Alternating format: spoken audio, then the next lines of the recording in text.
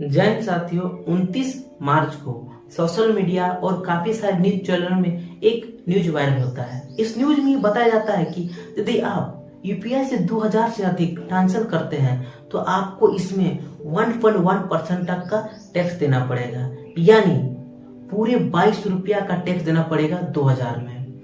जैसे ये news social media और अनेक न्यूज प्लेटफॉर्म में प्रकाशित होती है, तैसे ये लोग सोशल मीडिया में अलग अलग प्रकार के मीम्स बनाना प्रारंभ करते हैं। कोई इस प्रकार का मीम्स बनाता है, पुष्पराज मैं तो यूपीआई करेगा ही नहीं। तो कोई व्यक्ति सोते हुए उठता है और बोलता है फिर से अपने दिन आएंगे, यानी केस वाले दिन वापस आएंगे।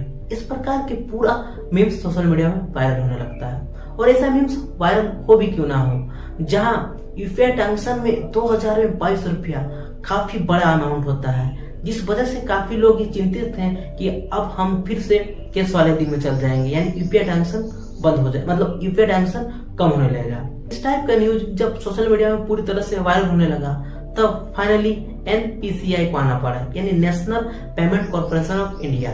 ये जो एनपीसीआई है ये पूरी तरह से यूपीआई को कंट्रोल करता है और इसी ने यूपीआई को लाया था। एनपीसीआई ने साफ साफ कह दिया है कि आपको यूपीआई ट्रांजेक्शन में कोई भी टैक्स नहीं देना पड़ेगा। साथ ही साथ एनपीआई ने कह दिया है कि टैक्स कस्टमर को नहीं देना पड़ेगा। फिर क्या ये बुद्धि है, कई बोलते हैं टैक्स नहीं देना पड़ेगा, फिर बोल रहे हैं कस्टमर को नहीं देना पड़ेगा। तो एनपीआई ने साफ कह दिया है कि टैक्स उन कंपनियों को देना पड़ेगा जो पीपीआई का यूज करते हैं। फिर पीपीआई क्यों है, तो पीपीआई जैसे आप कभी ना कभी किसी भी ऐप का वॉलेट जरूर यूज किए होंगे, चाहे वो पेटीएम का वॉलेट हो, अमेजोन का वॉलेट हो। इस प्रकार का जो वॉलेट अगर आप यूज करते हैं, उससे ज्यादा उसमें यदि आप 2000 से अधिक का ट्रांजेक्शन करते हैं तो आपको उसमें 1.1% का टैक्स देना पड़ेगा, यानी 2000 में 22 रुपए का टैक्स देना पड़ेगा। उसमें भी क्या आपको कस्टमर को नहीं देना पड़ेगा, जो उपभोक्ता यूज करेगा उस उपभोक्ता को भी नहीं देना है, ये देना पड़ेगा उस कंपनी को। यानी अगर आप पेटीएम का वॉलेट यूज करते हैं तो पेटीएम वॉलेट को देना पड़ेगा, अगर यदि आप अमेजोन का वॉलेट यूज करते हैं तो अमेजोन वाले को देना पड़ेगा। यदि आप किसी भी ऐप के वॉलेट का यूज करते हैं तो आपसे नहीं उस कंपनी से लिया जाएगा। साथ ही साथ यदि आप किसी भी गिफ्ट कार्ड यूज करते हैं और गिफ्ट कार्ड में भी आप 2000 से अधिक का ट्रांजेक्शन करते हैं तो उसमें भी आपको 1.1% का टैक्स देना पड़ेगा।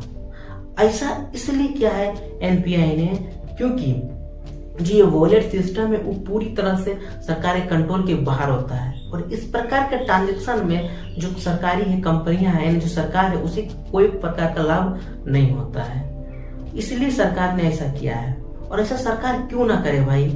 सरकार ने इस यूपीआई सिस्टम को लाने के लिए, बनाने के लिए 318.4 मिलियन डॉलर का रुपया का खर्च किया है। जब इतने बड़े अमाउंट का सरकार खर्च करती है तो सरकार भी तो सोचेगी हम कमाएं। जैसे हमारे उड्डयन मंत्री नितिन गडकरी जी ने कहा था कि अगर आपको अच्छी सड़कों में चलना है तो आपको टोल टैक्स तो देना ही पड़ेगा।